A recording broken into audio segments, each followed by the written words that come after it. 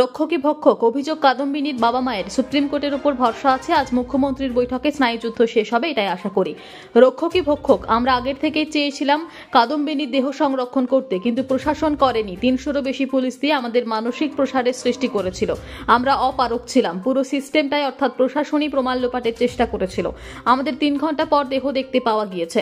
আজ কাদম্বিনীর বাবা মাই কথা জানালেন। তবে সুপ্রিম কোর্টের উপর আস্থা আছে, সঠিক বিচার আমরা পাবো। আশা করি আজ মুখ্যমন্ত্রীর আলোচনায় সব সমস্যার সমাধান হবে। এই স্নায়ুযুদ্ধ শেষ হোক, আমরাও চাই। আজ কাদম্বিনীর বাবা মাও এই মন্তব্য করলেন।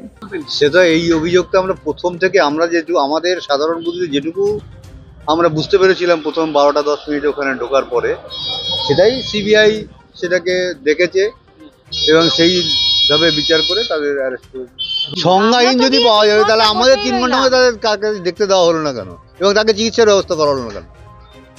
আমাদের এই প্রশ্ন থাকবে তো। না সেটা আমরা যেটা চাইবে ওদের ছাত্রদের উপরে, ছাত্রদের আন্দোলন, ছাত্রদের উপরে পুরো দায়িত্ব দেওয়া হয়।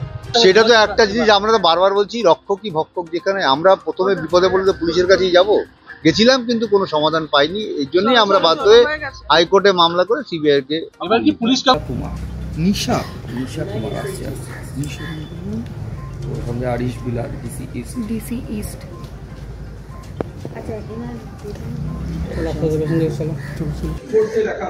এবং তারা এই দাবি বারবার করতে থাকেন যে যেখানে সিনিয়র অফিসাররা রয়েছে সেখানে অফিসার ইনচার্জের কি রোল থাকতে পারে। এরকমই বিভিন্ন প্রশ্ন নিয়ে কালকে কলকাতা পুলিশের সিনিয়র অফিসারদের কাছে তারা যান।